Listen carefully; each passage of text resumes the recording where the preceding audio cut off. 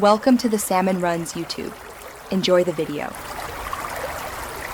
Start by creating a new camera using Create Camera's camera in Maya.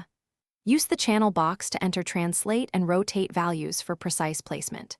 Set the film back to 35 mm to keep framing consistent across multiple shots. Adjust focal length to 35 mm or 50 mm depending on scene scale and aesthetic needs. Lock transforms when satisfied to avoid accidental movement during animation or layout adjustments. Save a named camera to your scene for easy recall and versioning later. Open the camera's attribute editor to adjust optical settings and clipping planes. Change focal length to 35 mm or 50 mm based on your scene scale and desired perspective. Set the near clip to 0, 1 and far clip to 10,000 to cover wide depth ranges. Enable depth of field and set an f-stop value to control the amount of background blur.